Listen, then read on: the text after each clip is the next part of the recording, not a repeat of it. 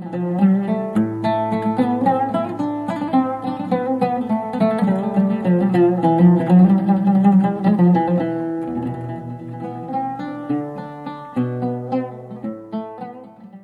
الله الرحمن الرحيم. السلام عليكم ورحمة الله وبركاته.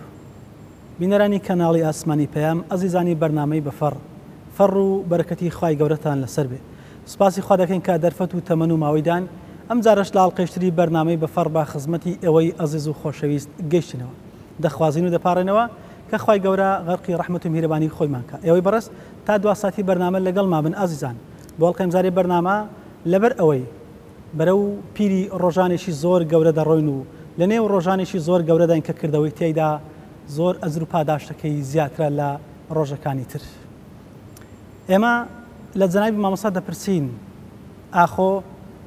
ئەو ڕۆژانێک کە تێیدا ماوە چۆن عیبادەت و پەرستشدا ئەنجام دەین؟ ڕۆژی گەورەی عەرەفا چێ کردەوەیش تێدا ئەنجام دەین بۆی بەرچاومان ڕوون بێ بتوانین باشترین ئەزر و پاداش لەلایەن خوای گەورە بەدەست بێنین. ئامادەسازی بۆ ئەوەی کە ئێمە بەرەو پیری جەژنی قوربانە ڕۆین. چۆن ئامادەسازی بکەین لە نێو جەژنیشا ئەو ئاداب و سنەت و ڕێکار و خەسڵەتە جوانانە چین کە ئێمە بتوانین لە نێو جەژنا ڕەچاوی بکەین. ئەو هەڵە و تاوان و گوناح و لاریانە چین کە ئێمە خۆمانی لێ بپارێزین. چۆن بتوانین جەژنێک بەسەر ببین کە ڕەزامەندی خوای گەورە بەدەست بێنین. بۆ تاتوێکردنی ئەو باسە و چەند پرسیارێشتر لە خزمەتی مامۆستای ئەزیز و خۆشەویست دکتۆر خەیرۆڵا کاسکانی مامۆستای زانکۆ لە خزمەتی دەبین. مامۆستا جان سەلامی خوای گەورە لەسەر بێت. سەلامی خوای گەورە لەسەر جەنابەت و سەرجەم بینەر و بیسەرانی بەڕێز و عەزیز بێت. یاخۆ بەخێرێ مامۆستا جان. بارەک الله فیک. سەلام. ئێمە لە نێو نوێنەی حاجیان داین ڕۆژانێکمان بەڕێکرد خوای گەورە لێمانی قبول کات. چەند ڕۆژێک تێیدا ماوە چۆن بتوانین ئەو ڕۆژانە گوزەرکەین و لەگەڵ خوادا ئاوێتە بین و عیبادەت بکەین. بسم الله الرحمن الرحيم. الحمد لله رب العالمين، وأفضل الصلاة وأزكى التسليم على سيدنا وحبيبنا وقائدنا محمد وعلى آله وأصحابه أجمعين. سرتا خوشحالم بخزمت بريستان وسباستان دكين كا أو درفتتان ببخشين لم برنامج قشنجدا لخزمت أو بينرو بسر بريزان دابين بو تاوت وكردن وجنجش كردني أو باسو خواسي كتايبته ب بڵێش ڕۆژانی مبارەکی ذیلحجە و پێشوازی لە جەژنی قوربانی پیرۆز. طبعاً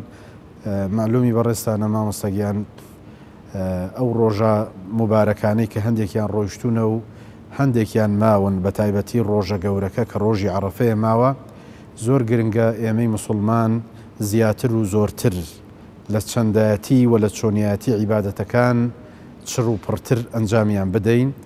و بتوانین بە شێوازێک بەڕێیان بکەین، چونکە بەڕاستی ئەو ڕۆژانە فرسەتی عمرن. ئێستا ئێمە لەو ڕۆژە مبارەکانە داین و بەرەو ڕۆژی عەرەفە دەڕۆین. یعنی وەک چۆن دەڵێ الفرصة سریعة الفوت بطيئة العود. فرسەت زوو دەڕوا بەڵام درەنگ دێتەوە، لەوانەیە هەر نێتەوە. چەند کەسمان ساڵی پار لەگەڵمان بوون بەڵام ئێستا لەناو گۆڕەکانیاندا. بۆ یەکەسی مسلمان بەڕاستی مسلمانی عاقڵ و ژیر و تێگەیشتوو ئەوەیە بەڕاستی هەوڵ بدە فرسەتەکانی تەمەنی جوان بقۆزێتەوە و کار و کردەوەی جوانیان تێدا ئەنجام بدە بۆ ئەوەی تای ترازووی کردارە باشەکانی لە ڕۆژی قیامەتدا قورس بێ. وتزودوا فإن خير الزاد التقوى واتقون يا أولي الألباب. و باشترین توێشوش بۆ ڕۆژی قیامەت بێگومان تەقوا و لەخوا ترسانە. جا ئەو ڕۆژانەی بەڕێمان کردووە لەو کار و عیبادەتانەی کە تێیدا ئەنجاممان داوە خوای تەعالا لە هەموو لایەکمانی قبوڵ کە و ئەوەی کە ماویشە بەڕاستی پێویستە زیاتر و زۆرتر و گەرم و گوڕتر و لێبڕاوانەتر هەوڵ بدەین کە باشتر لە خوای گەورە نزیک بینەوە بە یادکردنی خوای گەورە و بە خێر و چاکەکردن و بە هەر شتێک کە دەبێتە مایە ڕەزامەندی خوای پەروەردگار درێغی نەکەین تێیدا ئەنجامیان بدەین. بەڵێ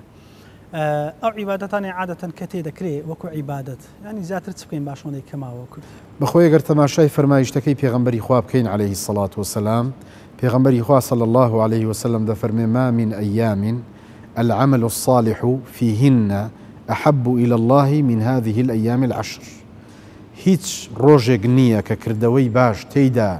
بە قەدرتر و بەڕێزتر و پاداشتی زیاتر بێ لە خزمەت خوای پەروەردگار لەو دە ڕۆژانە. طبعا لە فەرمایشتەکەی پێغەمبەر دەفەرمێ عەمەلی صالح، العمل الصالح. عملی صالح چییە؟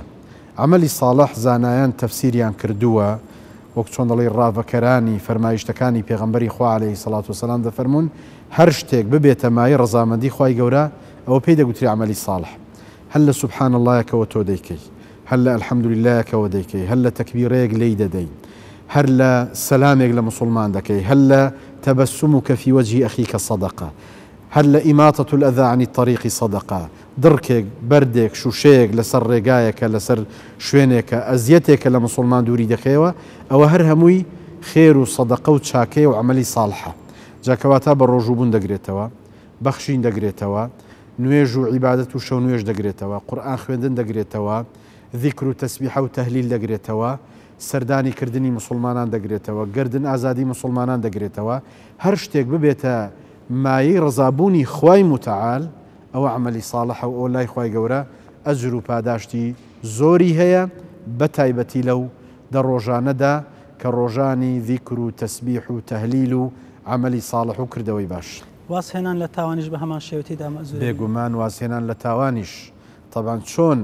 فەضلی خێر و چاکە هەیە بە هەمان شێوە زانایان دەفەرمون کەسێک تاوان بکات لەو ڕۆژانەی کە گەورەنە گوناهی زیاترە لەوەی کە لە ڕۆژێکی ئاساییدا ئەنجامیان دەدا. بۆیە دەبێ ئینسانی مسلمان بەڕاستی هەوڵ بدە لەو دە ڕۆژەی ذیلحیجەوە لەو چەند ڕۆژەی ماوە بەڕاستی خۆی دابڕنێ لە گوناه و تاوان. ئەگەر گوناهێکی لە ڕابردوودا کردووە هەوڵ بدات تەوبە بکە و پەشیمان ببێتەوە، ئەگەر نا هەر بەلای کەمی دەبێ و ئینسانە هەوڵ بدا لەو دە ڕۆژەدا زۆر زۆر زۆر زۆر خۆی لە گوناه و تاوان بپارێزێ و جەوێک دروست بکە وەک چۆن دەڵێ کەشێک فەراهەم بهێنێ کە کەشی عیبادەت و بەندایەتی کردن و لە خوا نزیک بوونەوە بێ بەڕاستی، نەک کەشێک بێ پڕ لە گوناه و تاوان و سەرپێچی کردنی فەرمانەکانی خوا و پێغەمبەری خوا بێ صلی الله عليه وسلم. بەر لەوەی بڕۆینە سەر باسی عەرەفە لەبەر ئێمە بەرەو پیری جەژنە ڕۆین کە شیعارێکی گەورەی ئیماندارانە، ئەو ئامادە باشانە چین ئێمە لە پێشوازی جەژندا بیکەین چین؟ طبعا ئەو ئامادە باشیانە کۆمەڵێک شت دەگرێتەوە، بەشێکیان پەیوەندی هەیە بە لایەنی ڕوحیەوە و بەشێکیان پەیوەندی هەیە بە لایەنی کۆمەڵایەتیەوە. بابێن قسە لەسەر لایەنە ڕوحیەکە بکەین. طبعا هەر شتێک لەو دینە جوانەی ئێمەدا لە ئیسلامدا کە ئێمە ئەنجامی دەدەین وەک چۆن بەشێکی زۆری پەیوەندی بە ڕوح و بە نەواخنی مرۆڤەوە هەیە کە بەڕاستی دەبێت ئینسان وا تەماشای جەژن بکە نەک تەنها بۆ خواردن و خواردنەوە. پێغەمبەری خوا عەلەیهی سەڵات وسەلام کە باسی جەژنی قوربان دەکات دەفەرمێ ئەیام و ذیکرین و شوکرین، ڕۆژانی ذیکر و سوپاسگوزارینە، کەواتە دەبێت ئێمەی مسلمان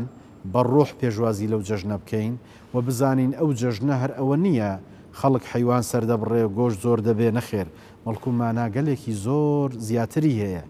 ئومەتی پێغەمبەری خوا عەلەیهی سەڵات وسەلام ئیمتیداد و درێژە پێدەری ئومەتی پێغەمبەر ئیبراهیمە سەلامی خوای گەورەی لەسەر بێ. بۆیە کاتێک کە پرسیار لە پێغەمبەر دەکەن عەلەیهی سەڵات وسەلام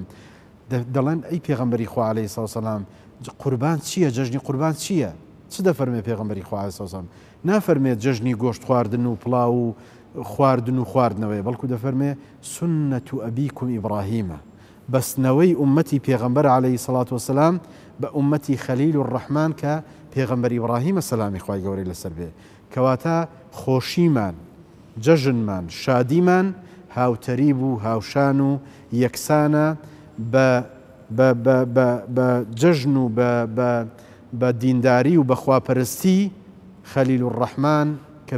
پێغەمبەر ئیبراهیمە سەلامی خوای گەورەی لەسەر بێ. بۆیە ئەوە لایەنە ڕوحیەکەی. لایەنە کۆمەڵایەتیەکەی مامۆستای بەڕێز تەمان هەمومان لە ژیاندا پێویستمان بە ئیسراحەتێک هەیە، کار و کەسابەت و پیشە زۆر جاری وا هەیە ئینسان ناڕەحەت دەکا، پێویستی بە چی هەیە؟ بە زمانی ئێستا دەڵێ پێویستی بە ڕێستێک هەیە. بەڕاستی جەژنەکانش باشترین ڕێست و باشترین فرسەت و باشترین دەرفەتن بۆچی؟ بۆ بەهێزکردنی لایەنە کۆمەڵایەتیەکان، بۆ بەهێزکردن و زیندووکردنەوەی خزمەتی، بۆ بێگومان ئەوەش بەشێکە لە عیبادەت. ساگەر دەرفەت بوو باسی دەکەین، یەک لە لایەنە گرنگەکانی جەژن بریتیە لە بەجێگەیاندنی سیلەی ڕەحم کە خوای گەورە فەرمانی کردووە واتقوا الله الذي تساءلون به والأرحام. تەماشاکە پێغەمبەری خوا عەلەیهی سەڵات وسەلام دەفەرمێ خوای گەورە لە فەرمایشتی قودسیدا دەفەرمێ سیلەی ڕەحم بە عەرشی خواوە بەستراوەتەوە دەفەرمێ هەر کەسێک جێبەجێی کە خوای گەورە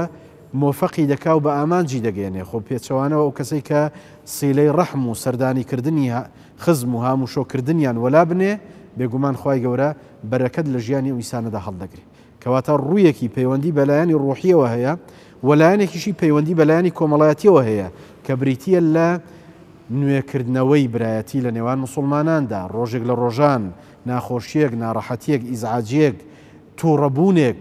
دڵێک کە گەردی گرتووە لە بەرامبەر مسلمانێکدا دەبێت لە جەژندا لە پێشوازی جەژندا لاپەڕەیەکی نوێ هەڵبدرێتەوە ناکرێ مسلمان جەژن بکە بەڵام دڵی پڕ بێ لە ڕقوقینە بەرامبەر مسلمانان بەڵکو پەیامی جەژن پەیامی خۆشەویستیە پەیامی جەژن پەیامی لێبوردەییە پەیامی جەژن پەیامی یەکتر قبولکردنە پەیامی جەژن پێمان دەڵێ ئەی مسلمان تۆی ئیماندار تۆی بڕوادار چۆن نوێژی جەژن ئەنجام دەدەی ئاواش دەبێ کاتێک کە تەوقە لەگەڵ مسلمانان دەکەی دەڵێ جەژنت پیرۆز بێ و گردنت ئازابێ نەک تەنها جەژنە پیرۆزەیەکی تەقلیدی ئەنجام بدە زیاتر دەڕۆنە سەر باسی جەژن بەس بەردەوەی جەژن بێ ڕۆژی گەورەی عەرەفە ئەو ڕۆژە لە چیەوە هاتووە کە ڕۆژی لێ خۆشببوونی خوددایە لە بەندەکانی طبعا ڕۆژی عەرەفە مامۆستاگیان تەماشاکە خوای گەورە سبحانه وتعالى يخلق الله ما يشاء ويختار خوای گەورە لە نێو مەخلوقاتدا ئەوەی حەزی لێبێ دروستی دەکا و هەڵبژاردنیش دەکا لە نێو مەخلوقاتدا هەڵبژاردن لە ئەشخاص هەڵبژارد اختیار لە زەمان اختیار لە مەکان هەر هەمویان ئەگەر تەماشاکەین بۆ نمونە لە ئەشخاص و تاکەکان پێغەمبەرانی خوا گەورەی مرۆڤایەتین و لە نێویشیاندا ئەو پێش پێغەمبەرە ئولول عەزمە و لە نێو ئەوانیشدا پێغەمبەری ئیسلام پێغەمبەری خۆمان محەممەد المستەفا صلی الله عليه وسلم کە گەورەی هەموو پێغەمبەرانە ئەوە لە ناو مرۆڤەکاندا لە ناو ساڵ و مانگەکانیشدا بە هەماشێوە گەورەی مانگەکانی ساڵ مانگی ڕەمەزانی پیرۆزە و گەورەی شەوەکانی ساڵ شەوی قەدرە بەڵام لە ڕۆژەکاندا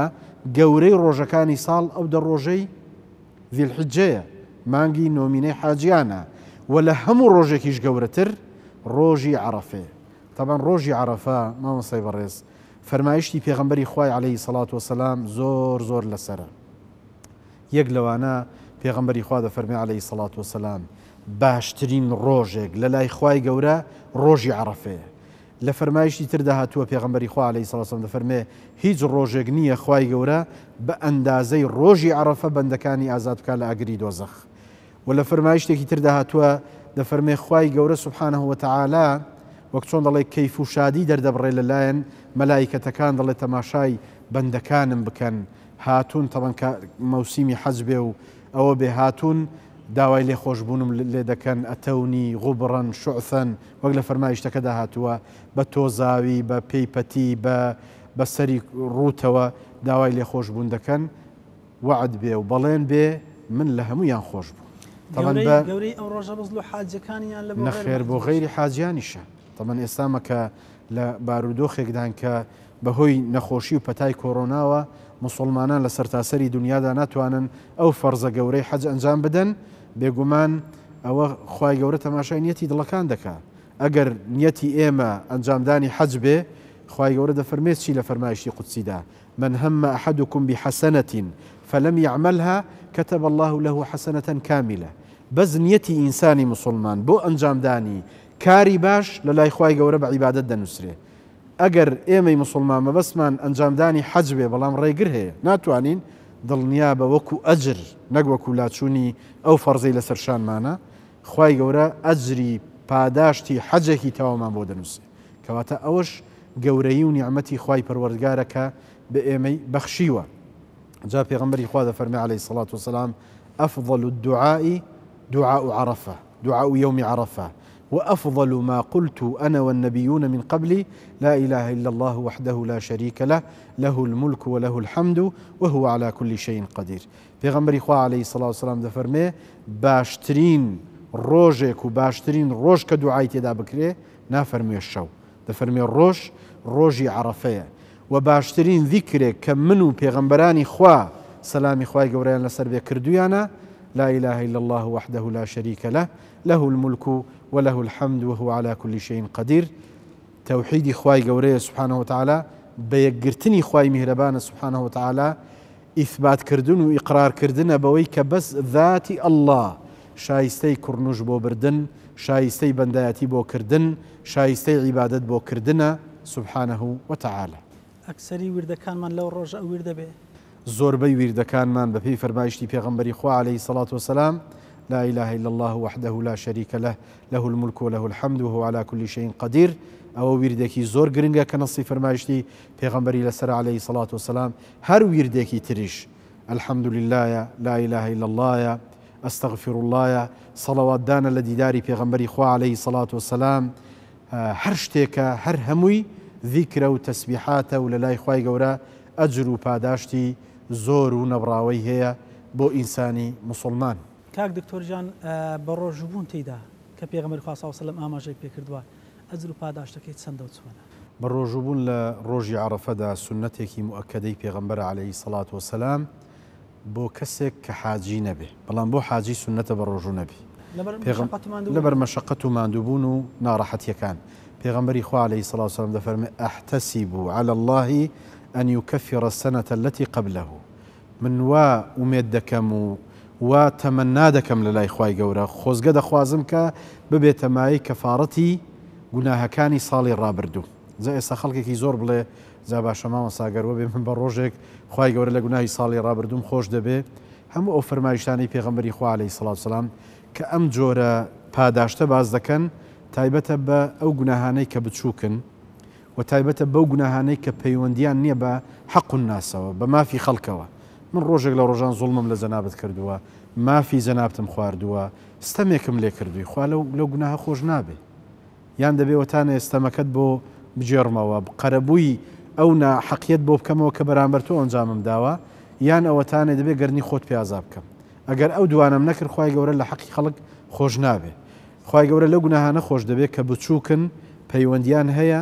بە بەینی خوا و بەندەکانەوە سوبحانەهو وتەعالا. گوناهە گەورەکانیش بە تەوبە دەڕوا و گوناهە گچکەکانیش ئەگەر ئینسان لەسەری بەردەوام بێ دەبێتە گەورە، چونکە زانایان دەفەرمون لا صغيرة مع الإصرار ولا كبيرة مع استغفار. گوناهی گچکە بە گچکەی نامێنێ کاتێک کە ئینسان لەسەری بەردەوام بوو و گوناهی گەورەش بە گەورەی نامێنێ کە ئینسان تەوبە و پەشیمانی و استیغفاری لە بەرامبەردا ئەنجامدا. بۆیە بەڕاستی بە ڕۆژووبوونی ڕۆژی عەرەفە دەرفەتێکی زێڕینە بۆ ئێمەی موسڵمان کە لە دەست خۆمانی نەدەین. خوای گەورە بە قسمەت هەموو لایەکمانی بکە، پاداشتی لە لای خوای گەورە پاداشتێکی زۆر زۆرە و خوای گەورە بە چاوی ڕەحمەت تەماشای بەندەکانی دەکات لە ڕۆژی عەرەفەدا و پێی خۆشە کە خەڵک و موسڵمانان لەو ڕۆژەدا بە ڕۆژوو بن بۆ کەسێک کە عوزری نەبێ، بۆ کەسێک کە توانای هەیە بە تەمەنیە. پێشم وابێ ڕۆژێک ئەگەر کابرا یەک ڕۆژ مەبەستی بێ ئیشی هەیە کاری هەیە دەکرێت ئەو ڕۆژە ئیش و کارەکەی خۆی تەخفیف بکە یان نەچێ یان هەوڵ بدا زۆر خۆی ماندوو نەکە، خێری ئەو ڕۆژە لە دەست خۆی نەدا. داواکارین لە خوای متعال کە خوای گەورە خێری بە ڕۆژووبوونی ئەو ڕۆژێ بە نسیب هەموو لایەکمان بکە ئینشاءالله. لەو ڕۆژەدا چەندی ڕۆژەکەت بڕازێنەوە بەوە عیبادەت و زکر ئەجر و پاداشەکەی زیاتر دێ بۆی کە گوناحی زیاتر بسڕیتەوە. بێگومان تەبان بە ڕۆژووبوون تەنها ئەوە نییە مامۆستاگیان ئینسان خۆی مەحروم کا لە خواردن و خواردنەوە. فەرمایشتێکی پێغەمبەری خوا عەلەیهی سەڵات وسەلام دەفەرمێ من لم يدع قول الزور والعمل به فليس لله حاجة في أن يدع طعامه وشرابه. کەسێک تەماشاکە واز زمانی نەگرێ، واز لە قسەی دنیایی نێنێ، واتە چۆن بە جەستە بە ڕۆژووە، یعنی وەک چۆن دەڵێ بە زمان دەبێ بە ڕۆژوو بێ، دەبێ بە چاوی بە ڕۆژوو بێ، نەزەر نەکا، حرام نەخوا، غەیبەتی خەڵک نەکا، بە گوێچکەکانی شتی ناحەق نەبیستێ، شتی گوناه و تاوان نەبیستێ. تەماشاکە ئەوانە هەمووی تاواکاری ڕۆژوونە کەواتە ڕۆژوو چۆن جیهەتە زاهیریەکەی هەیە کە بریتیە لە ماندووبوون و شەکەتبوونی ئینسان، بە هەمان شێوە لایەنە ڕۆحی و معنەویەکەشی هەیە کە بریتیە لە خۆگری و دام بە خۆداگرتن و زەبتکردن و بەرزەمکردنی ئەندامەکانی لاشە بەوەی کە گوناه نەکەن، تاوان نەکەن، بیر لە تاوان نەکەنەوە، هەنگاو بۆ تاوان نەنێن، بە هەموو شتێک کە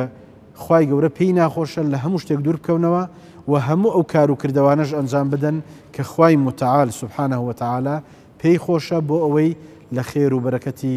ڕۆژی عەرەفە بێبەش نەبن. خوای گەورە پاداش داتەوە بیکاتە قسمەتی هەمومان ئینشەڵڵا.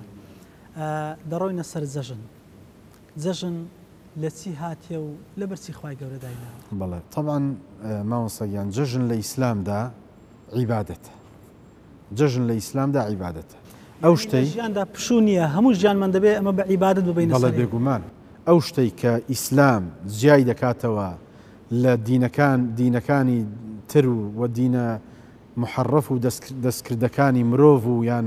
ئەوانەی کە نەسخ بوونەوە ئەوەیە کە جەژن لە ئیسلامدا عیبادەتە. کە دەڵێ عیبادەت نابێت تۆ شتێک بکەی کە خوا لە خۆ تووڕەکەی. خوای گەورە دەفەرمێ قل بفضل الله وبرحمته فليفرحوا. تەماشاکە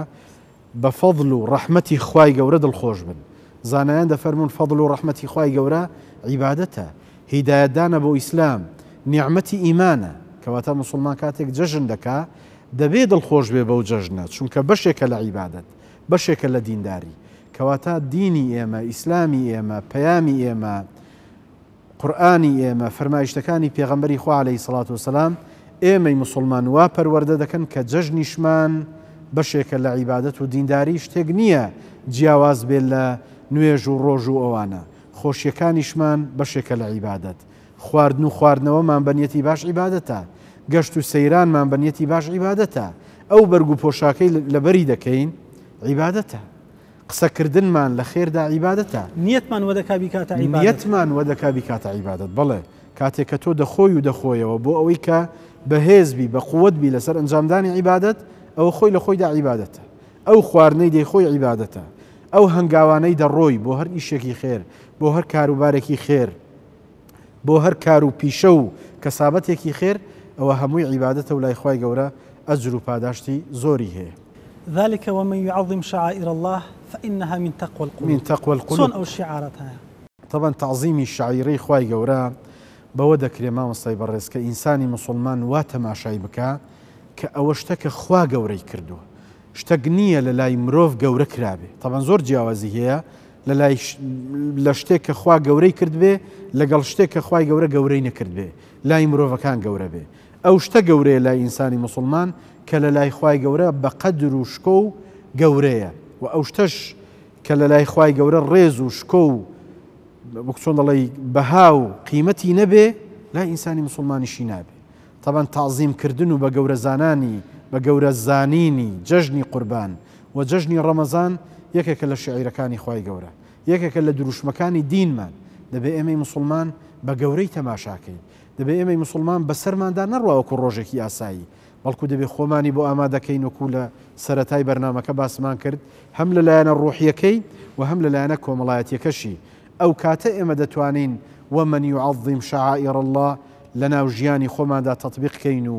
جێبەجێ بکەین و وەک چۆن دەڵێ پیادەی بکەین. کاتێک ئێمەی موسڵمان بە جۆرێک تەماشای جەژنمان کرد کە ئەو جەژنە شەعیرە و بڕیار و دروشمی خوای گەورەیە، نەک دروشمی بەندەکانە، نەک ڕۆژانێکن بۆ خواردن و خواردنەوە، نەک کاتانێکن بۆ بەسەربردن و بۆ کات کوشتن و بۆ چۆن دەڵێ قسەی دنیایی، نەخێر، نەک بۆ ئەو کاتەیە کە من و تۆ ناسین بۆ دەوام و بۆ وەزیفە هەر لە ماڵەوە دانیشین کاتی خۆمان بکوژین، خۆمان بەشتی ترەوە مەشغوڵ بکەین. بۆیە دەبینین پێغەمبەری خوا عەلەیهی سەڵات وسەلام کاتێک کە باسی گەورەیی ئەیام التەشریق و ڕۆژانی جەژنی قوربانمان بۆ دەکا دەفەرمێ ئەیام و ذیکرین و شوڕبین. تەماشاکە ڕۆژانی یادی خوا و خواردنەوەنە، ناڵێت تەنها ڕۆژانی خواردنەوەنە، بەڵکو دەبێ ئینسانی موسڵمان ذیکر و یادکردنەکەی خوای گەورەشی لەبیر بێ کە خواردنی ڕۆحین، کە خواردنی ڕۆحینە و خواردنە بڵێ مادیەکەش کە خواردن و خواردنەوەی ئاساییە. بۆیە خوای گەورە کاتێک کە لە دەربارەی حەجیش باز دەکا فإذا أفضتم من عرفات فاذكروا الله عند المشعر الحرام. تەماشاکە یعنی بۆ حاجیەکان و بۆ غەیری حاجیەکانیش ذیکرکردنی خوای پەروەردگار شەعیرە و دروشمێکە خوای گەورە دایناوە بۆ ئەوەی ئەو بەندەیە چۆن بە جەستە بە دڵ و دەروون دڵخۆشە بە جەژن لایەنی ڕۆحیشی وابەستەی لایەنە مەحسوس و مادیەکە بێ کە بریتیە لە ئاوێتەبوونی بە ڕۆح لەگەڵ خوای پەروەردگار و نزیک بوونەوەی لە پەروەردگار و لە لێخۆشبوونی خوای میهرەبان. کاتە دەکرێت پێمان بڵێ خوای گەورە لەبەرچی جەژنی داناوە بە کورد؟ خوای گەورە لەبەرەوە جەژنی داناوە مامۆستاگیان بۆ ئەوەی کە ئینسانی موسڵمان خۆشی هەبێت ژیانی ینی گۆڕانکاریەک تێدا بێ ئەگەر هەموو ڕۆژێک وەکو یەک بێ ئینسان تووشی مەلەل دەبێ دینی ئێمەش دینی نوێبوونەوەیە چۆن پێت دەڵێ بە ڕۆژوو بە ئاواش پێت دەڵێ کاکە جەژن بکە و کەیف و خۆشی دەرببڕا چۆن پێت دەڵێ بڕۆ حەجکردن و بڕۆ ئەو کار و عیبادەتە ئەنجام بدە ئەوەش دەڵێ کاکە پێویست بە نەفەسێک هەیە نەفەس پێویست بە کاتێک هەیە کە تۆ زەردەخەنەی تێدا دەرببڕی جل و بەرگی جوانی تێدا بپۆشی کەیف و خۆشیەک بۆ ماڵ و خێزام گێڕیەوە خواردنێکی باش حازر بکەی کە پێکەوە عائیلی ئەنجامی بدەن و بیخۆن بە تایبەتی لە ڕۆژگاری ئێستادا مامەسای بەڕێز بەهۆی ئەوەی کە خەڵک مەشغوڵە ئەو لە دەوامە سەعات سێ دێتەوە ئەو سەعات هەشتی بەیانی دەڕوە ئەو سەعات نازانم چەند دێتەوە یعنی حتا وەک چۆن دەڵێ کەش و خۆشی ناوخێزانی شتێک چووە هەمووی مەشغوڵە بە دەوام وەزیفە بەڵام جەژن و مناسبەتە دینیەکان خوای گەورە هەموو خانەوادەی خێزان کۆ دەکاتەوە نەک تەنها لەسەر ئاستی خێزانێک بەڵکو لەسەر ئاستی بنەماڵەیەک کۆیان دەکاتەوە لەسەر سفرە و خوانێک خزمایەتی زەردەخەنە لێ خۆشببوون گردن ئازادی زیادبوونی محەبەت و دۆستایەتی لە نێوان مسلماناندا زیندوو دەکاتەوە کە بەڕاستی ئەمەش نیعمەتێکی خوای گەورەیە لە ئیسلامدا دوو جەژنمان هەن ساڵیش 12 مانگە لەبەر چی لە 6 مانگ جارێک ئەو جەژنە نهاتۆ بە دوای یەکەوە دێن 2 مانگ و 10 ڕۆژیان بینە بەخۆی پرسیارێکی زۆر معقولە دەزانی بۆ وایە مامۆستای بەڕێز تەبان یەکەم شت لا یوسئەل عما یفعل وهم یوسئلون خوای متعال پرسیاری لێ ناکرێت لەبەر چ ئەوەت کرد و ئەوەت نەکرد ئێمە پرسیارمان لێ دەکرێت ئەوەی کە ئێمە عقلی ئینسان پێی پێبەرێ حکمەتەکەی ئەوەیە مامۆستای بەڕێز وەکو سەرەتا عەرزم کردی جەژن عیبادەتە کەواتە جەژن عیبادەتە ئێمە دوو جەژنی گەورەمان هەیە جەژنی ڕەمەزان و جەژنی قوربان ئەو دوو جەژن لە دوای دوو عیبادەتی گەورە ئەنجام دەدرێت جەژنی ڕەمەزان لە دوای بەجێهێنانی ڕوکنێکی گەورەی ئیسلامەتی کە چییە کە ئەنجامدانی فەریزەی بە ڕۆژووبوونە لە مانگی ڕەمەزانی پیرۆزدا و جەژنی قوربانیش لە دوای ئەنجامدانی ڕوکنێکی گەورەی ئیسلامەتیە کە حەجکردنە کەواتە پەیوەندی نییە بە نیوەی ساڵ و 6 مانگ و یاخود با بڵین تەقسیمی مانگەکانی بکەیت ئیسلام پەیامە مەبدەئە پرەنسیپە دەیەوێ مسلمان ببەستێتەوە بە مەبدەئەکەی خۆیەوە نەک بە تەوزیعی ڕۆژ و مانگەکانەوە بۆ ئەو 6 مانگ دەبوو 6 مانگ جارێک جەژن باە نەک دوای 2 مانگ و 10 ڕۆژ جارێک جەژن بێ نەخێر بەڵکو بۆ ئەوەیە بە مسلمان بڵێ ئەی مسلمان تۆ کاتێک جەژن دەکەی ئەو کاتەیەکە خوا لە خۆڕازیکە ئەو کاتەیە کە عیبادەتێک ئەنجام دەدەی بۆیە سنەتە کە الله ئەکبەر دەکەی لە ڕۆژانی جەژندا الله ئەکبەر نیشانەی چییە؟ نیشانەی سەرکەوتنە نیشانەی ئەوەیە کە تۆ لە ڕەمەزاندا الله ئەکبەر دەکەی نیشانەی سەرکەوتنە بەسەر نەفس و شەیطانتدا کە بە قسەی وانت نەکردووە خواردن و خواردنەوەت لە خۆ حرام کردووە خواد لە خۆڕازی کردووە ئەمە خاڵی دووەمینیش بۆیە جەژن دەکەی و بۆیە کەیف و خۆشی دەردەبڕی چونکە فەرمانێکی خوای میهرەبانت جێبەجێ کردووە ئەمە زۆر جیاوازە لەوەی کە من بەکو خەڵکانی تر ڕۆژێک بکەمە جەژن بە جەژنی دابنێم بەڵام هەمووی بە گوناه و تاوان و بەبێ فەرمانی خوای گەورە بەسەر ببەم و بەبێ ئەوەی عیبادەتێکی تێدا ئەنجام بدەم تەبەن ئەوەش یەکێکە لەو شتانەی کە وەک چۆن دەڵێ مسلمان جیا دەکاتەوە لە غەیرە مسلمان بەوەی کە جەژنیشمان هەر عیبادەتە و جەژنیشمان لە دوای عیبادەتەکان دێت بە تایبەتی ئەو دوو جەژنەکە کاتێک پێغەمبەری خوا عەلەیهی سەڵات وسەلام هیجرەتی کرد بۆ مەدینە وتیان ئەی پێغەمبەری خوا عەلەیهی سەڵات وسەلام جوولەکە و دیانەکان جەژنیان هەیە و مناسبەیان هەیە فەرمووی ئێمەش دوو جەژنمان هەیە خوای گەورە جەژنی ڕەمەزان و قوربانی بۆ داناوین بۆ ئەوەی دینی ئێمە وەکو عەرزم کردی حەیەوێت و زیندووبوونەوە و کەیف و شادیەک ببەخشێ بە مسلمانان نەک بڵێن دینێکی وشکە یاخود با بڵین بە جۆرێک لە جۆرەکان تەماشای بکەین بەوەی کە ناگونجێ لەگەڵ فطرەتی ئینسان هەر خەریکی نوێشکردن بە هەر خەریکی عیبادەتکردن بە نەخێر چۆن خوا فەرمانت پێ دەکا حەج بکە بە ڕۆژوو بە ئاواش دەفەرمێ ڕۆژی سەرکەوتنی تۆ ئەو ڕۆژەیەکە زاڵبووی بەسەر نەفس و شەیطاندا و جەژن و مناسبە دەگێڕی و کەیف و شادی دەردەبڕی و سوپاسگوزاری خوای پەروەردگار دەکەی لەسەرەوەی کە تەوفیقی داوی حەج بکەی ڕۆژی عەرەفە بە ڕۆژوو بی و پێشوازی لە مانگی نوێ بکەی لە با بڵێن لە مەوسیمێکی نوێی عیبادەت و تاعاتکردن بۆ خوای پەروەردگار بکەی مامۆستا ئێمە بەرەو پیری جەژنی قوربان دەڕۆین دەمەوێت زیاتر باسەکە تەسکەینەوە لە جەژنی قوربانە ئەو سنەت و پێویستیانە چین کە ئێمە لە جەژنی قوربانە دەبێت ئەدایکەین طبعا یەکێک لە سنەتە گەورەکان تەکبیراتە سنەتێکی پێغەمبەر عەلەیهی سەڵات وەسەلام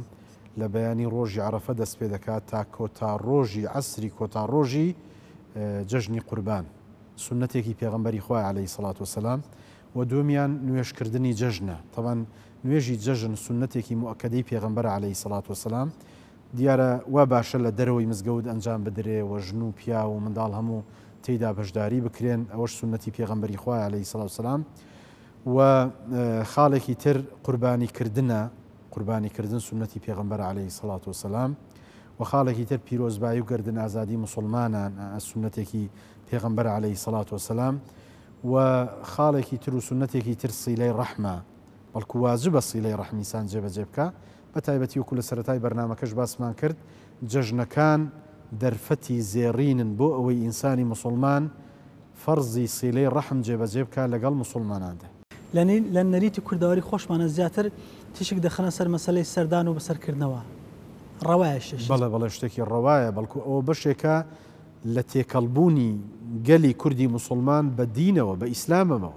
کە ئەو سەردان و جەژنە پیرۆزە و تێکەڵی و گردن ئازادیە ئەوە خۆی لە خۆیدا ئیسلامەوە فێرمان دەکا کە دەبێ ئێمەی مسلمان لایەنی کۆمەڵایەتیمان پەیوەندی کۆمەڵایەتیەکانمان بەهێز بێ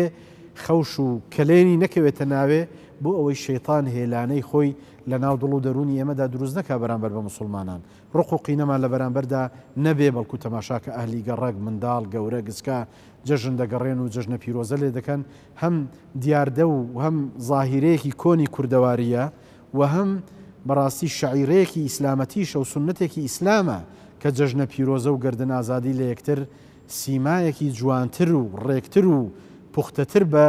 جەژن و بەبوونە مناسباتەکان دەبەخشێ بۆیە دەبینی ئەو کۆمەڵگەیانەی کە ئیسلام تەیاندا بەرقەرارە و بەرجەستەیە هەمیشە و بەردەوام کە کاتێک جەژن دێ هەست بە بوژانەوە دەکەن هەست بە نوێبوونەوە دەکەن بەڵام بڕۆ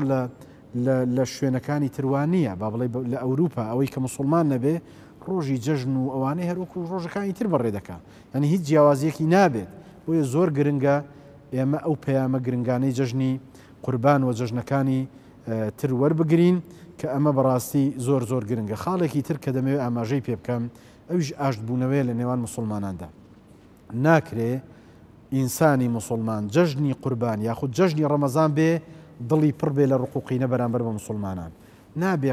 دەنگ دابڕێ لە مسلمان پێغەمبەری خوا دەفەرمێ عەلەیهی سەڵات وسەلام لا يحل لمسلم أن يهجر أخاه فوق 3 فمن هجر أخاه فوق 3 فمات دخل النار ڕەوانیە مسلمان زیاد لە 3 ڕۆژ قسە لەگەڵ برای مسلمانی خۆی نەکا لە فەرمایشی تردا هاتووە پێغەمبەری خوا عەلەیهی سەڵات وسەلام دەفەرمێ من هەجر أخاه سنة فهو كسفك دمه کەسێک 1 ساڵ دەنگ لەگەڵ برای مسلمانی خۆی نەکاوەکوێ بە ناحەق کوشتبی خوای گەورە پەناماندا بۆیە دین و ئیسلامەتی و دینداری و نوێژکردن پێمان دەڵێ کە دەبێ مسلمان دڵی پڕ بێ لە خۆشەویستی مسلمان چۆن تۆقە دەکا لەگەڵ مسلماندا و دەڵێ جەژنت پیرۆز بێ لە هەمان کاتدا بڵێ گردنیشت ئازابێ ئەمە ئەو کاتە جەژنەکە دەبێتە دوو جەژن و جەژنەکە مایە و بەهای خۆی دەبەخشێ بە بەرامبەر ئەگەرنا هەر بە جەژنانێکی چۆن دەڵێ سادە و ساکار بەڕێ دەکرێت جا زۆر کەسێ دەڵێ باشە مامۆستا من قسەم لەگەڵ کەسێک نییە سەلامی لێ دەکەم سەلام وەرناگرێتەوە پێغەمبەری خوا عەلەیهی سەڵات وسەلام چ دەفەرمێ وەخەیڕوهم الذی یەبدأ بالسەلام باشترینیان ئەو کەسەیە کە بە سەلام دەست پێ بکە کە تۆ دەڵێی سەلام عەلەیکوم ئەو کاتە ئەو وەڵامی نەداوە تۆ گوناهەکە لەسەر تۆ نامێنێ گوناهەکەی ئەو وەک چۆن دەڵێی بەردەوام دەبێت بە گوناهەکە لەسەر ئەو نامێنێ کەسێک کە دەنگت لەگەڵ نییە کە عیلاقەت لەگەڵ نییە کە لێت نزیکە هەوڵ بدە سەردانی بکە ئەگەر لێت نزیک نیە هەوڵ بدە تەلەفۆنێکی بۆ بکە کوڕە برای مسلمان فڵان کەس ئێمە مسلمانین وا جەژن هات لە پێ ناوی خوای گەورە گەرنەدازابێ خۆ گەر هەر هیچ نەبێ نامەیەکی بۆ بنێرە ڕیسالەیەکی بۆ بنێرە گەردن ئازادی پێ بڵێ ینی بۆ ئەوەی بەڕاستی نێوانی مسلمانان خۆش بێتەوە و چاک ببێتەوە کە جەژنەکان و بۆنەکان فرسەتی زێڕینن بۆ چاکبوونەوە و ئاشتبوونەوەی مسلمانە ئەو خاڵ و خەسڵەتە نەشیا و ناشرینانەی کەوا واردن لە جەژنەکانان دووبارە دەبێتەوە چین ئێمە تا خۆمان لێ یەک لەو شتانە تێکەڵاوبوونی ناشەرعی کە دەبێ مسلمان خۆی لە شتێک بپارێزێ کە تێکەڵاوی ناشەرعی بێت تۆقەکردن بێ لەگەڵ ئافرەتی نامەحرام و بنسبە ئافرەتی نامەحرام لەگەڵ پیاوی نامەحرام یا خود با بڵێین چوونە سەر قەبران دیاردەیەکی ناشیر نە بەڕاستی لە جەژندا نە لە حەدیسی پێغەمبەر صلی الله عليه وسلم نە لە ئاەتی قورئاندا نەهاتووە خەڵک ڕۆژی جەژن یان ڕۆژی عەرەفا بچێتە سەر قەبران و بڵێ وەڵا ئەو مردووەکان چاوەڕوانی جەژنانە دەکەن شتیوان نییە ئەمە شتێک نییە لە دیندا ئەمە شتێک نییە ئاەتی لەسەر بێ و حەدیسی لەسەر بێ مردوو دەزانیت پێویستی بە چییە بڕۆ هەموو فەرمایشتی پێغەمبەری خوا عەلەیهی سەڵات وسەلام بخوێنەوە قورئانی پیرۆز بخوێنەوە ئەوەی کە تەئکید و داکۆکی لەسەر کراوە دوعاکردنە کە تۆ مردووی خۆت خۆش دەوێ بەڕاستی دەبێت دوعای خێری بۆ بکەیت باشترین شتێک باشترین وەفاداری بەرامبەر بە مردوو ئەوێت تۆ لە دوعا بێ بەشینەکەی تۆ لە ماڵی خۆت دانیشە وەڵڵاهی خوشک و برای ئیماندارم لە ماڵی خۆت دانیشە ڕۆژی عەرەفا نەک لە پاش عەسرەوە لە پاش نیوڕانەوە بچیە سەر قەبران و ئەو کاتە زێڕینەی خۆت بەلاش بەزایە ببەی وەرە لە ماڵی خۆت دانیشە وەرە لە ناو مزگەوت وەرە لە شوێنی ئەو ئیشەی ئەو شوێنەی ئیش و کاری لێ دەکەی وەرە دوعا بۆ مردووت بکە واللهی ئەوە باشترە و خێری زیاترە لەوەی کە دەچێت سەر قەبران و شین و واوەی لاو تەعزیە نوێ دەکەیەوە ڕەشپۆشی نوێ دەکەیەوە ڕەشپۆشی لە ئیسلامدا کاتەکانی در بڕوە ئاساییە بەڵام مەبەستم ئەوەیە کابرا جاری وهەیە بە تایبەتی لای ئافرەتان جاری وهەیە 10 ساڵ پێش ئێستا نەفەرێکی مردووە ئەو خوشکە بەڕێزە ئەو دایکە بەڕێزە هەر ڕەشپۆشە دایکی بەڕێزم خوشکی بەڕێزم ئەوەی تۆ دەیکەی دەزانی چییە ئەوەی تۆ دەیکەی تاڵکردنی جەژنە لە خەڵک ئێمە هەمومان خۆراکی مردنین خوای گەورە ئێمەی داوە پرسی پێکردوین دەشمان باتەوە بەخوا پرسمان پێ ناکە بۆیە لە ئیسلامدا لە شریعەتی ئیسلامدا تەنها ژن بۆی هەیە ساڵێک ڕەشپۆش بێ کاتێک کە پیاوەکەی دەمرێت باقی تر ڕەشپۆشی نابێ لە ئیسلامدا ئیسلام دەڵێ کاتێک کە تەعزیەتە شکری خوای گەورە بکە شتێک مەکە خوا لە خۆ تووڕە بکەی ئینا لیلا و ئینا ئیلەیهی ڕاجعون بڵێ بەڵام کە جەژنیش دێ خۆت ڕەشپۆش مەکە سیمای جەژن مەشێوێنە بە تەعزیە و بە تەعزیە باری لە ماڵەکانیش تەعزیە دووبارە دەکەنەوە جا دەڵێن فڵان کەسە مردووی مردووە گەرنەچی گلەی لێ دەکات ئەمە کەلتورێکە پێچەوانەی ئیسلامەتی و دینداریمانە ئێمەی موسڵمان دەبێت جەژنمان جەژن بێ هەروەک چۆن تەعزیەمان بریتیە لە دەربڕینی هاوخەمی و هاوسۆزی بەرامبەر بە کەسی لە قەومان بە هەما کاتیشدا جەژن بۆ چییە بۆ دڵخۆشی و بۆ گردن ئازادی و بۆ نوێبوونەوە بۆ کەیف و شادیە بۆ دەربڕینی زەردەخەنەیە بە مسلمانان بۆ دەربڕینی کەیف و شادیە لەگەڵ خەڵکی ئیمان و ئەهلی ئیمان و ئیماندار نەک بۆ زیندووکردنەوەی تەعزیە و ڕەشپۆشی و ئەو کار و باسانەی کە وا دەکەن تام و بۆی جەژن وەک خۆی بەپێی پێویست نامێنێ ئەزر و پاداشتی قوربانیکردن لەبەرەوەی لە بەردامەکە بەرە کۆتایی دەڕۆین نازان بڵێم سنەتی گەورەی قوربانیان وازبیش لەبەرەوەی ڕیوایەتەکان زیان ئەگەر پێناسەیەکمان لەوە بکەی قوربانی چۆنە لە چی دەکرێت بە کورتی بەڵکو بەرچاوی و بیسەر و بینارانە ڕۆشن بێ شتوان تێدا بەژار بن و خێرە گەورەی قوربانی طبعا خوای گەورە دەفەرمێ فەصەلی لڕەبیکە وەنحەڕ ئەو وەنحەڕا هەندێک لە عولەما دەفەرمون ئەو ئەمرە بۆ وجوبە یەک لەوانە ئیمامی ئەبوو حەنیفە پێی وایەکە قوربانی واجبە پێی وایە کە قوربانی واجبە لە مەذهبی ئێمە ئاەتی شەوانە بەڵێ وەنحەڕ طبعا بەواوی عەطف لەگەرەوە بەڵێ نوێشکردن چۆن نوێشکردن واجبە قوربانی سەربڕینیش واجبە بەڵام لە مەذهبی ئێمەی خەڵکی کوردستان کە زۆرینەی شافعی مەذهبە خوای گەورە لە ئیمامی شافعی ڕازی بێ دەفەرمون سنەتە سنەتی مؤکەدەیە طبعا بۆ کەسێک کە دەسەڵاتی هەبێ قوربانی بکە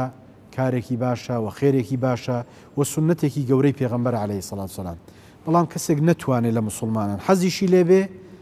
ئەوە دوو حاڵەتەیە یەکەم خوای گەورە نیەتەکەی بۆ دەنووسێ دووەمینیش پێغەمبەری خوا عەلەیهی سەڵات وسەلام قوربانی بۆ ئومەتەکەی کردووە صلی الله عليه وسلم پێغەمبەری خوا دەفەرمێ عەلەیهی سەڵات وسەلام سەحابەکان دەفەرمون پێغەمبەری خوا عەلەیهی سەڵات وسەلام دوو بەرانی سەر بڕی یەک بۆ خۆی و بۆ خانەوادەی یەکیشیان فەرمووی خوایەگیان ئەوەش قوربانی بێ عەمەن لەم یوضەحی من ئومەتی بۆ ئەوەی کە لە ئومەتی من نەتوانێت قوربانی بکە ئەوە لە لای خوای گەورە پێغەمبەری خوا عەلەیهی سەڵات وسەلام قوربانی بۆ کردووە واجبەکەی لەسەر هەڵگرتووە ئێمە خاوەنی چ پێغەمبەرێکی مەزنین صلی الله عليه وسلم ئێمە خاوەنی چ سەرکردەیەکی ڕاستەقینەین کە بەو جۆرە دڵسۆز بێ بۆمان بەو جۆرە بەغەممانەوە بێ بەو جۆرە لە چۆن دەڵێ لە بەرژەوەندی ئێمە کارێکی کردووە 1400 ساڵ پێش ئێستا کە ئێمە ئێستا دەژین لەوانەیە دوای ئێمەش بێگومان خەڵکی تر بەڵام پێغەمبەری خوا عەلەیهی سەڵات وسەلام نەیفەرموو حەریص عەلەیکم بالمؤمنین بێگومان حەریص عەلەیکم بالمؤمنین ڕەوف ڕەحیم بارەک الله فیک خاڵێکی تر طبعا ڕیوایەت زۆرە فەرمایشتی پێغەمبەری خوا عەلەیهی سەڵات وسەلام زۆرە لەسەر قوربانی کردن پێغەمبەری خوا دەفەرمێ عليه الصلاة والسلام وإنها لتأتي يوم القيامة بقرونها وأظفارها وأشعارها لروج قيامة أو حيواني تو سري دبري بقوتشكاني بأو موخوريي كبيويا بهمو كلوبلي أو حيوانا پاداشت و ئەجرەکەت لای خوای گەورە بۆ دەنووسرێ ولا فەرمایشتی تردا هاتووە پێغەمبەری خوا عليه الصلاة والسلام دەفەرمێ وإن الدم لتقع عند الله بمكان قبل أن تقع على الأرض أو خوێنەی تۆ سەری دەبڕی لای خوای گەورە جێی خۆی دەگری پێش گاتە سەرزەوی بەڵام لێرەدا پێویستە ئێمە ئاماژە بە شتێک بکەین کە ئەویش خوای گەورە کاتێک کە فەرمانمان پێ دەکا یاخود پێغەمبەری خوا عليه الصلاة والسلام فەرمانمان پێ دەکا بەوەی قوربانی بکەین خوای گەورە دەفەرمێ لن ينال الله لحومها ولا دماؤها ولكن يناله التقوى منكم ئەو گۆشت و خوێنە خوا ئیشی پێ نییە بەڵکو ئامانج و هەدەفەکە چییە بریتیە لە تەقوای خوای گەورە کەسێک حیوانێک سەردەبڕێ جوانەگایەک سەردەبڕێ بە زمانی هەولێر گۆلکێک سەردەبڕێ ئەوە خوای گەورە پێویستی بەو تەقوایە هەیە دەنا ئەو گۆشت و خوێنە دەڕوات و نامێنێت گۆشتەکە دەخورێت دەڕوات و نامێنێ بەڵام تەقوایەکە دەمێنێ وتزودوا فإن خير الزاد التقوى واتقون يا أولي الألباب گرنگە ئێمەی مسلمان بزانین ئامانجی عیبادەتەکان چییە بۆ قوربانی خوای گەورە دەفەرمێ ولكن يناله التقوى منكم بۆ بەڕۆژوبوون چ دەفەرمێ لعلكم تتقون وەنیە بۆ مەسەڵەن کاروبارەکانی دیکەش بە هەمان شێوە خوای گەورە ئامانجەکەی ئەوەیە کە ئینسانی مسلمان ببێتە متتەقی لە خوا ترسی خوای لە دڵ بێ ئەو کاتێک کە مسلمان ترسی خوای لە دڵ بێ ئەو کاتە حرام ناخوا حرام کۆ ناکاتەوە ئەو کاتە ترسی خوای لەگەڵا مێرولەیەک بە ناحەق ناکوژێ ئامانجەکە ئەوەیە کە مسلمان ترسی خوای لە ناو دڵ و دەرووندا زیندوو بێ و زیاد بێ و تۆکمە بێ و تەواو بێ ماوەی بەرنامەکەمان کۆتای هەیە بەڵام هەر پرسیارێک لە قوربانی دەکەم مامۆستا خانەوادەیەک لە 6-7 نەفەر پێک دێن بۆ نمونە حیوانێکی گسکە دەکاتە قوربانی ئاخۆ دەتوانی بڵێ ناونیەتی هەمووان لە بێنێ ئەزرەکە بۆ هەمیان چێ طبعاً حیوانی گەورە بۆ حەوت ئەوە دەکرێ زانە فتوایان داوە بەڵێ دەکرێ و دروستە کەسێک کە حیوانێکی گچکە بڵێ لە جیات خۆم و ماڵ و خێزانم خوای گەورە بۆی بە ئەجر دەنووسێ و پاداشتەکەی دەداتەوە بێگومان ئەو فتوایەشەیە ئەوەش دروستە و جێگای خۆیەتی وە شتێکی تر کە دەمەوێت لە کۆتایی ئاماژەی پێ بکەم هەردێکم و تێ کۆتایی جەنابەت مامۆستا لەبەرەی ماوەکەمان ئەوەیە کە دروستە حیوانی قوربانی سەر ببڕی لەو 4 ڕۆژەدا بە ڕۆژ بە شەو ڕۆژ و شەو فەرقی نییە هەندێک کەسێ دەڵێ بە شەو سەری نابڕم چونکە دروست نییە نەخێر بە شەو دروستە بە ڕۆژ دروستە ئافرەت سەری ببڕێ دروستە بە هەر حاڵەتێک بەروەقیبلە بێ ناوی خوای لێ بێنن ئەوە دروستە و وەلێرە شەوە داوا لە مسلمانان دەکەین کە